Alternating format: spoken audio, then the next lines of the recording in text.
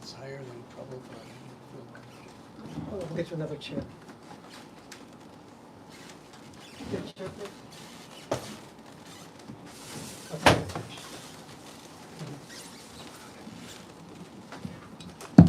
I'll just do just a short chair. That's part of it. This is good.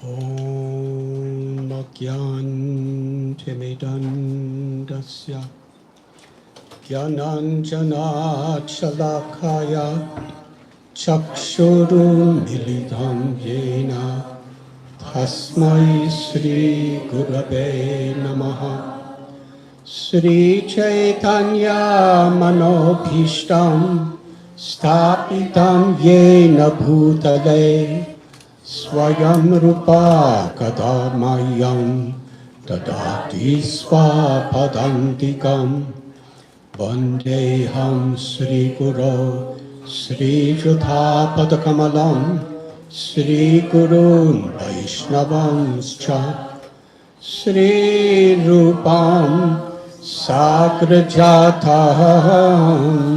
Sahagana Raghunathan Vidham Tam Sajivam Sadvaitam Savadutam Parijana Sahitam Krishna Chaitanya Devam Sri Radha Krishna Padam Sahagana Lalita Sri Vishakan Bitamscha He Krishna Karuna Sindhu Dina Bandhu Jagatpate Gopesha Gopika Kanda Radha Kanda Namostate Tapta Kanchana Gaurangi Radhe Vrindavaneshwari Vrishabhanu Suthe Devi Pranamami Hari Priye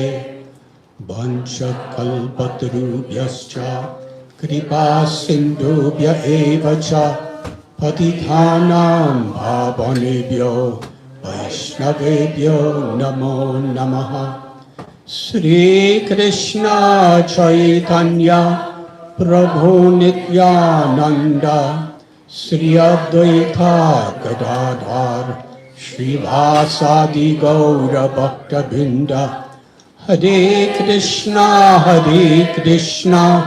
Krishna Krishna Hare Hare Hare Rama Rama Rama Hare Hare Nama Om Vishnu Padaya Krishna Prishtaya Bhutale Srimate Bhakti Vedanta Swami Iti Namine Namaste Saraswati Deve Gauravani Pracharine Nirbhishesha Shunyavadi Astyatya Deshatharine.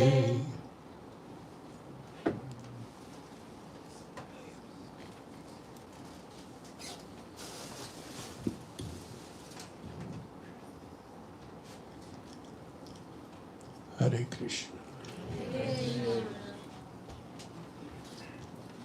I am very grateful to each and every one of you for coming to this very holy ceremony to celebrate Srila Prabhupada manifesting the mercy of Lord Chaitanya in its complete fullness to the whole world.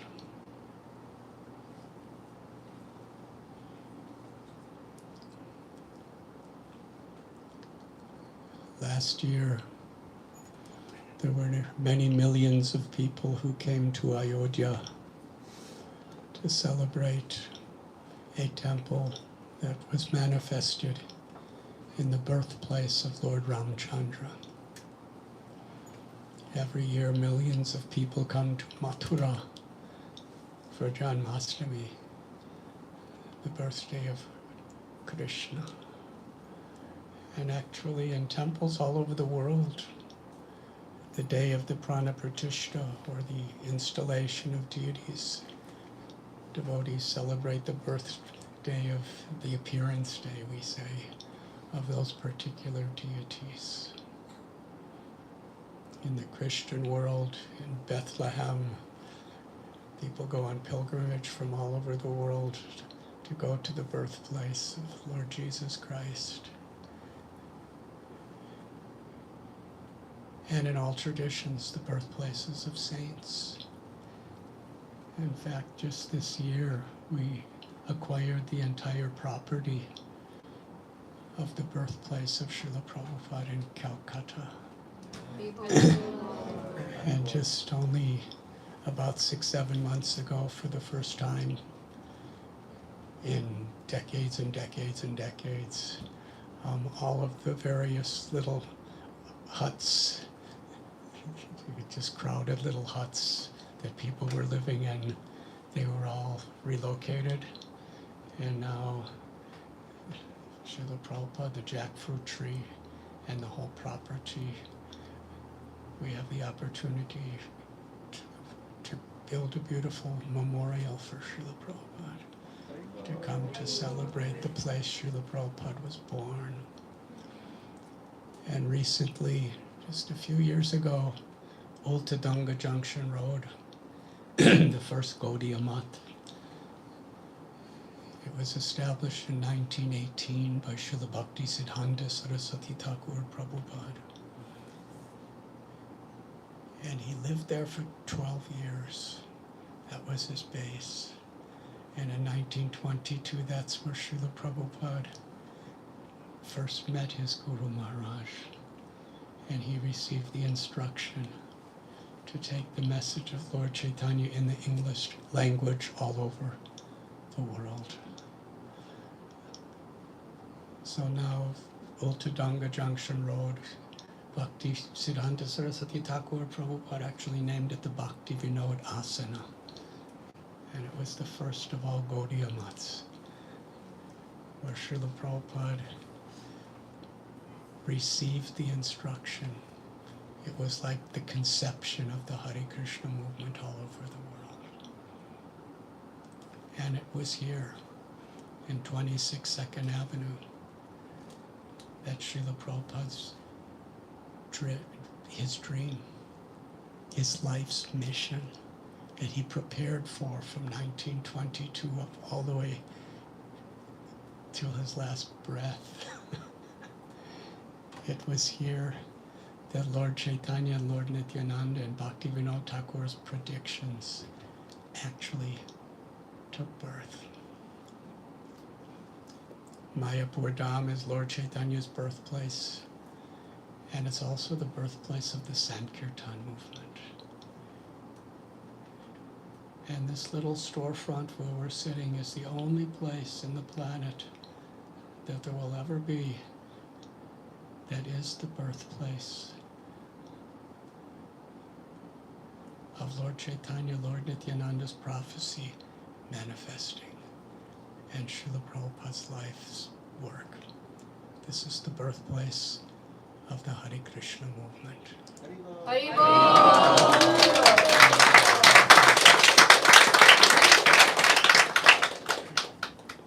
And I see coming here is no different than coming on pilgrimage to Ayodhya or Mathura or Mayapur or Calcutta. And the simplicity of this storefront brings us beyond time into Srila Prabhupada's presence of how he started our movement.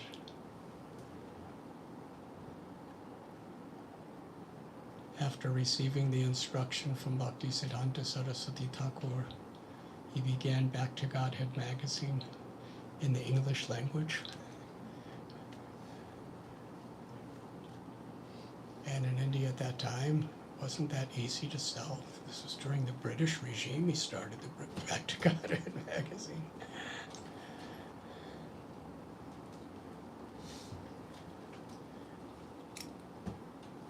And although he took care of his family with such responsibility and such total deep Krishna consciousness, when the opportunity came, he retired from every other part of his life and went to Vrindavan to translate Srimad Bhagavatam and prepare for this journey.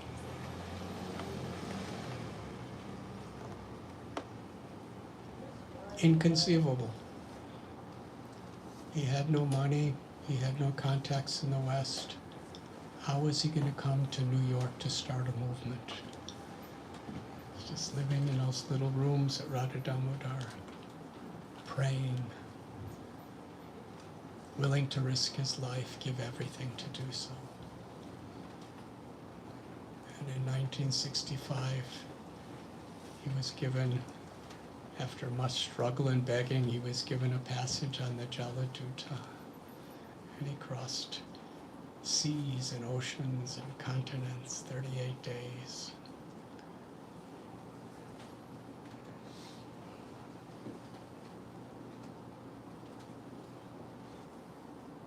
And when he finally did come from Butler, Pennsylvania to New York City, it was one tribulation, one trial after another.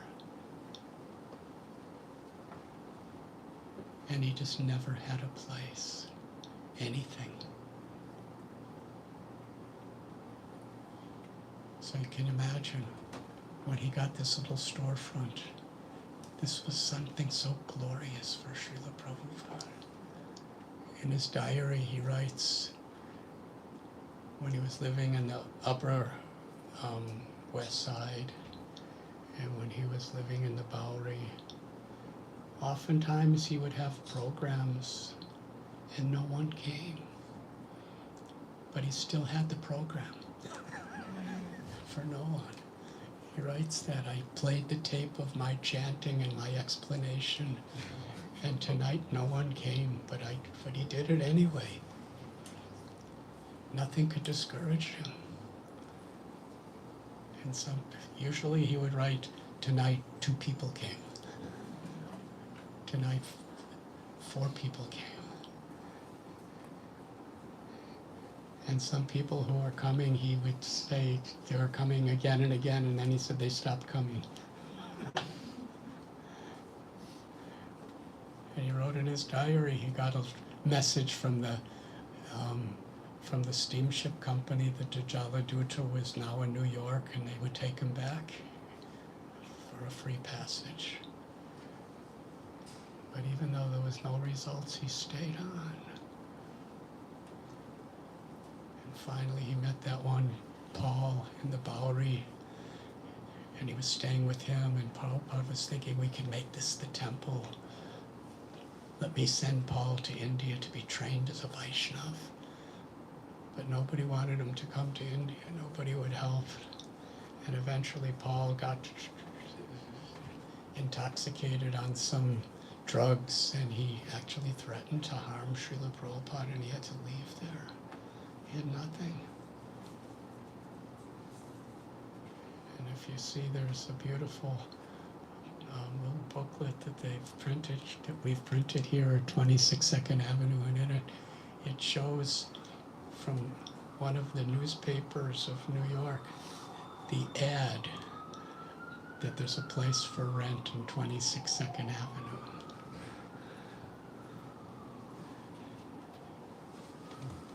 And they came here, and Srila Prabhupada, everything he had, he could pay the first month for this room and the room behind, which was where he resided.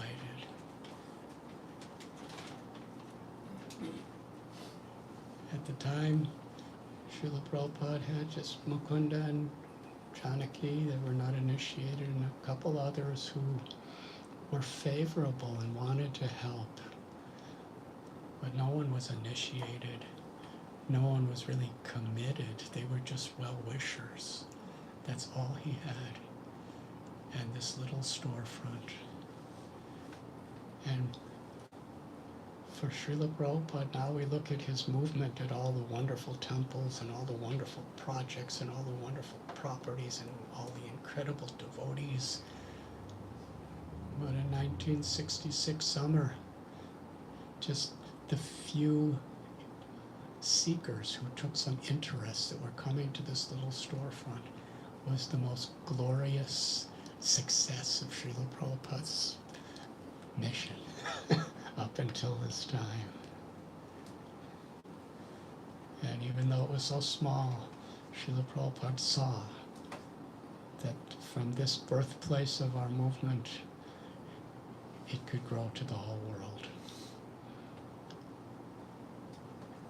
And Satsarup Goswami Maharaj is so beautifully described in his message that was read. And Srila Prabhupada in 1977, he said these were happy days in this storefront.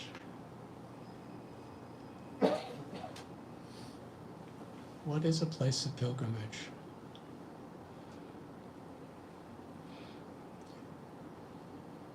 When Lord Chaitanya went to Vrindavan over 500 years ago, Vrindavan was almost a forgotten place. He discovered Radhakunda and Shamakunda. And he went to some of the other places, but it was mostly just Brijabasis. There was no pilgrims. But he sent Rupa Goswami, Sanatan Goswami, and the other Goswamis on his behalf to actually reveal the glories of Vrindavan for the whole world to come and appreciate.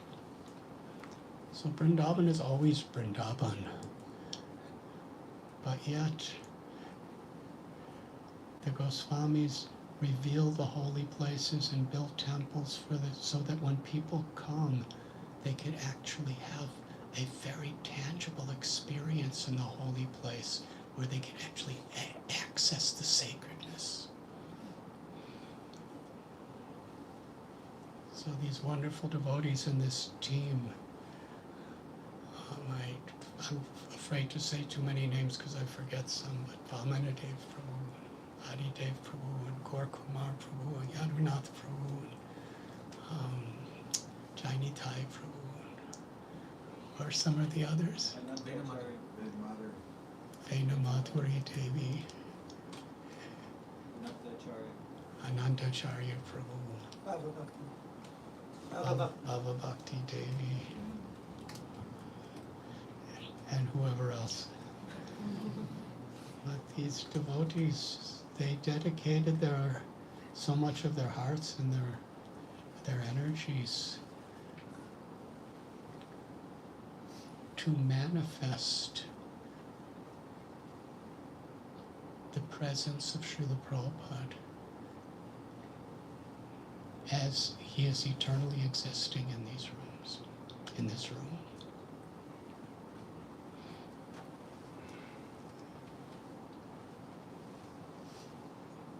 In one sense, although it's small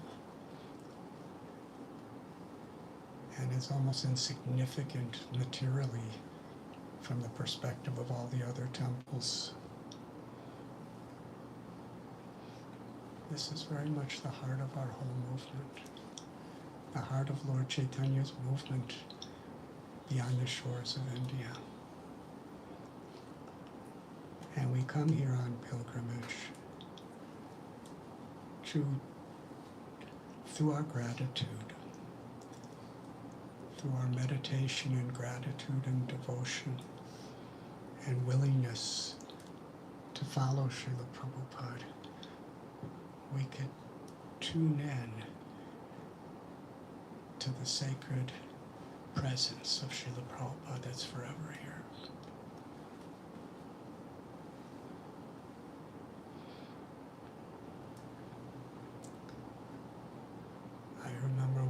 of Srila Prabhupada's earliest disciples, Hayagriva Prabhu.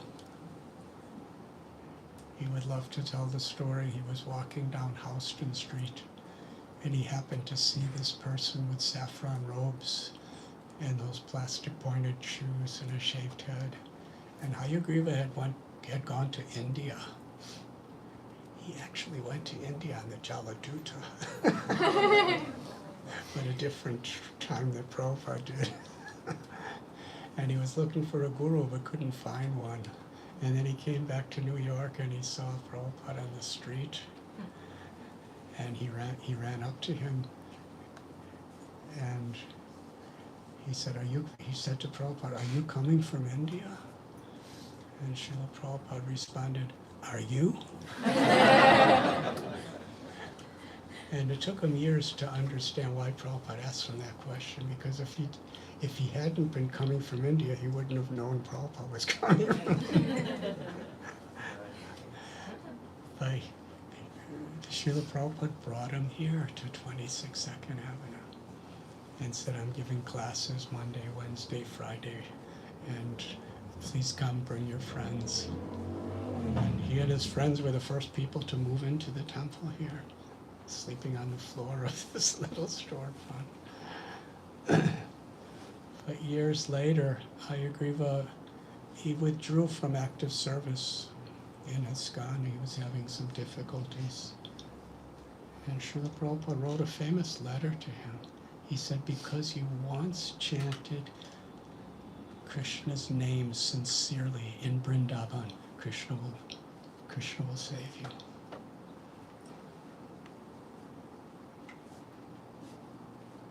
So by once coming to 26 2nd Avenue and really trying to offer our sincerest gratitude to Srila Prabhupada and feel his presence here, of how he sacrificed his whole life to give birth to Iskcon and to raise this baby for the years that followed. Our lives could be perfect.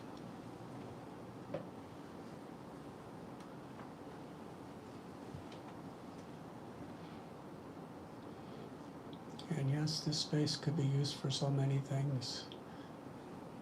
But, this team believes that what people are really looking for when they come here to this birthplace of Lord Chaitanya's mission outside of India, they're coming here to feel Srila Prabhupada's presence in the way that he manifested it at that time. I think in 1967 they moved out of here. Yes? Huh? The end of 68. In 1968, they outgrew it. Up the street to 61. Because it was bigger, probably. Yes. And now, all these years later, we're struggling to get it back and keep it and make it just the way it was.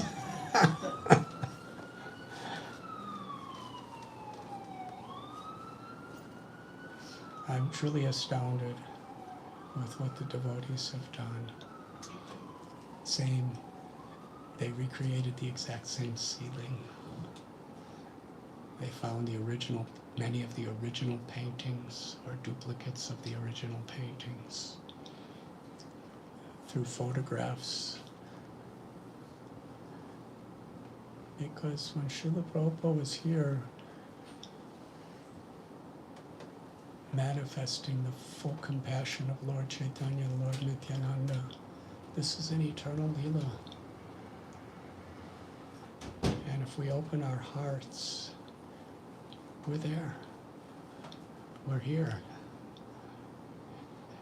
And that is our hope and our prayer, that when someone walks through this door, they're coming from New York City truly into the spiritual world.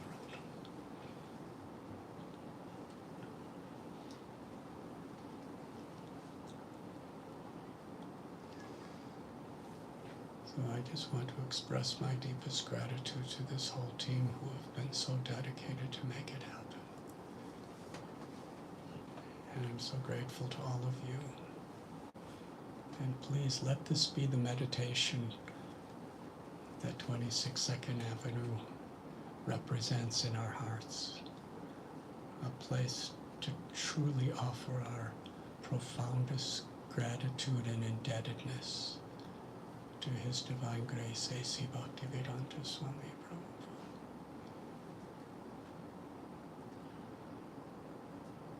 Thank you very much.